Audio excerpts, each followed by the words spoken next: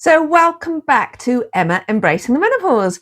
And here I am, and this is video 7 of my journey with Ali Abdaal in his 7 video challenge, 7 videos in 7 months. And this is me, and I'm going to be reflecting on my journey with Ali and what it's been like over the last 7 months.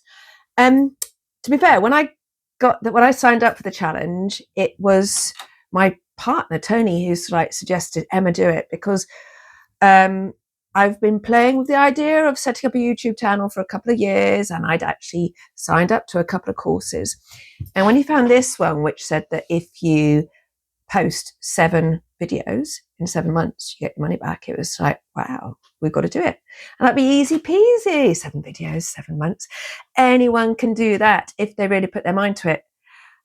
Yes, well, it's been a bit of a trial and error because you start off and you think, okay, I've got loads of time and I'm going to, this was in the beginning, and I'm going to work my way through all the videos. And firstly, Tony and I were doing it together, and that was okay. It was really interesting. Loved the videos, by the way. Lots of them were really short and snappy and to the point. And the visual side of them, of course, because they're videos. Yeah, sorry, just had to include that. The visual side was really good because you could actually see playing with where you put the camera against, how far away and what lighting you needed. And hopefully I've learned a little bit from that. Time will tell, and I'm sure a YouTube pro would probably say, nah, I'm not there. No doubt I've got a long way to go. Anyway, so back in the beginning, that's how we were doing it. We set aside a little bit of time every week to do it. And then life got in the way and other priorities came along. I managed to do 2 videos. I suppose I signed up to it in November. I managed to do 2 videos before the Christmas break, and then Christmas just came and I became ill and got out of routine. And yeah, I suppose that's when it went a bit downhill, really. And I kept thinking, oh no, must get it done. Let's plan it for this month and this month. And then suddenly it's sort of like, God, it's next week. I'd by that point there. So the last month it's been trying to get 4 videos done, 5 videos done, which this is my last one. So I'm there. Yeah. Which is exciting. So, I'm sorry, I'm just looking at my notes. The getting the money back was probably quite an incentive, and that challenge of actually making myself do it, I needed that. But I've really enjoyed the whole process. What have I enjoyed most? I've enjoyed the learning of going through the videos. And with Ali, he gives you an extra sort of editing course, which I must admit I haven't quite worked all my way through that one. But I'm intending on in the future to do that. So I didn't quite realize how long it would take. And some of the things I've realized about myself are that I love being in front of the camera, but I'm not so keen on the editing. If I could, I would get somebody else to do the editing because I'm sure they'd do it far better than me. And and then they could do all whizzy and jazzy things. But I'm starting, and I'm really proud of what I've accomplished, and I've totally enjoyed doing the videos.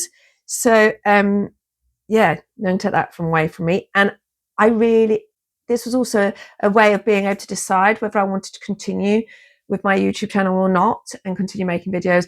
And I definitely do, because as you may know, I'm a menopause coach. I'm a menopause midlife and life coach and nervous system breathwork practitioner.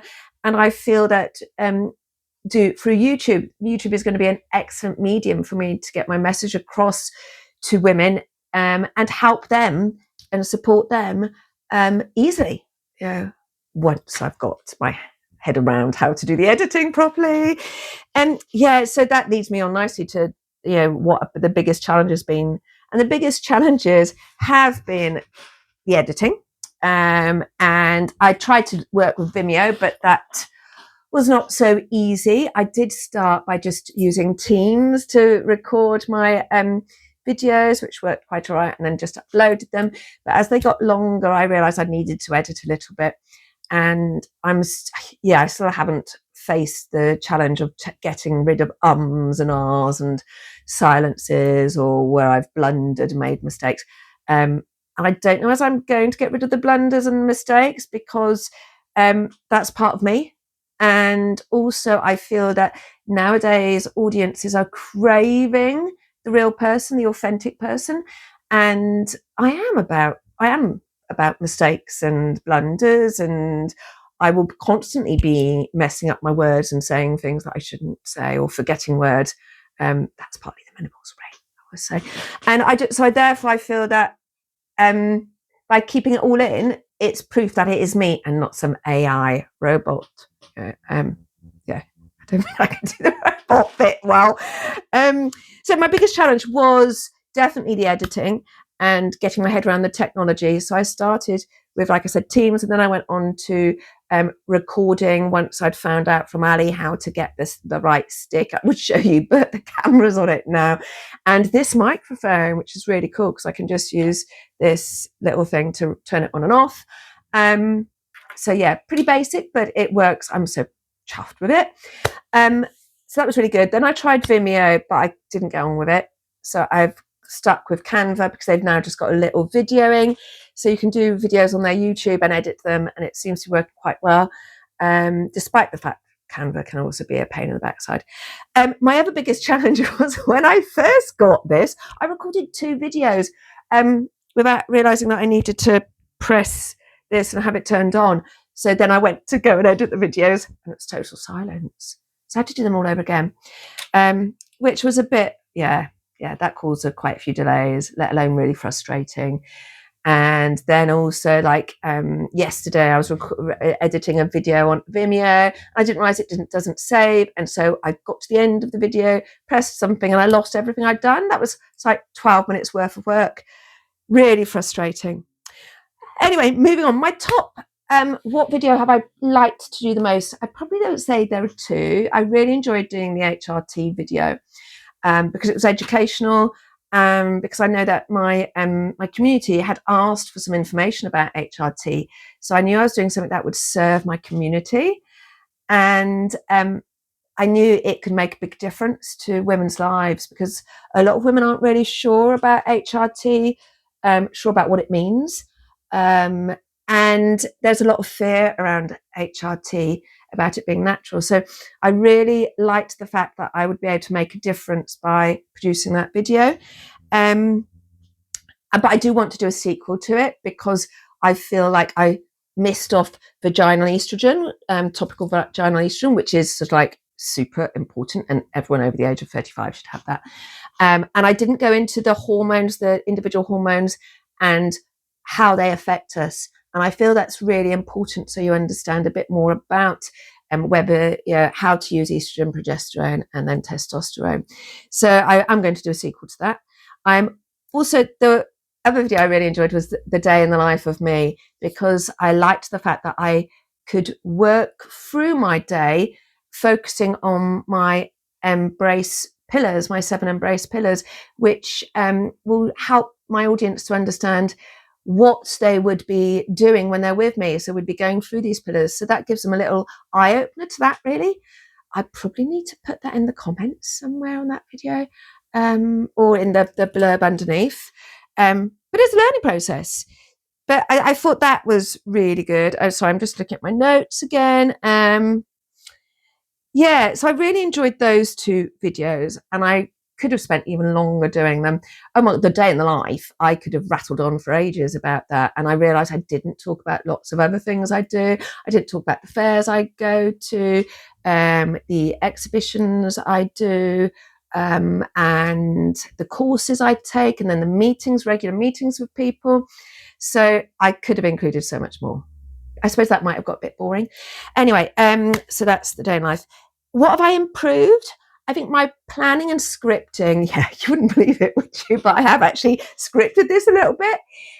And I did script the HRT one, the day in the life, and then so the last 3 or 4, I have scripted them. So my planning and preparation for them, I've also the using of Canva and Vimeo to a certain degree.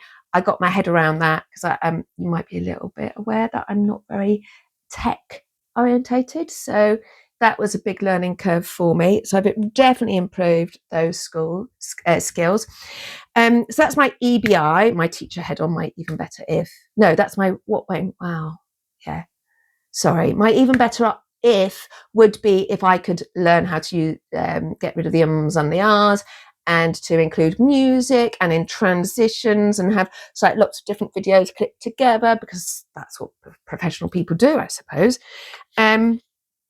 But as I've already said, I like the fact that I'm not, and people can take me or leave me. Hopefully you'll take me though, and hopefully you will sign up below and blah, blah, blah, blah, blah. Plans for the future of this video, the YouTube channel. Yes, I am going to continue with my YouTube channel. I'm very keen to get Emma Embracing the Menopause out there in the world. And so I will be continuing that. My aim firstly is to get 100 subscribers, and then obviously 1,000 would be pretty cool. But let's start with realistic 100 would be great. And I'd like to think I'd do one a week, but knowing what my time is like, and I've got an art exhibition to do soon, in a month's time. God. So probably once a month is going to be more realistic, although I could record myself to getting ready for the art exhibition. That's an idea. So that could be one of my first videos, actually. I was going to go into lists of videos. Other one would be the sequel to the HRT, and I give talks regularly in fairs, and for my online community and for my in-person community. So I thought I would include some videos of those talks and do them so that they could then be people who can't get to my communities can actually see them. And I wanted to also record some of myself doing my artwork. And I'd really like to, I like chatting. So I'd really like to get into conversations with people and record those. And I think that will be it. What have I learned about myself? That I'm a chatterbox, that I'm a bit lapsadaisical, that I think I'm a little bit funny sometimes. It's not intentional. It just happens because, I just don't think about things properly, perhaps. I would say I'm a bit like a dumb blonde, but I'm not. I'm orange.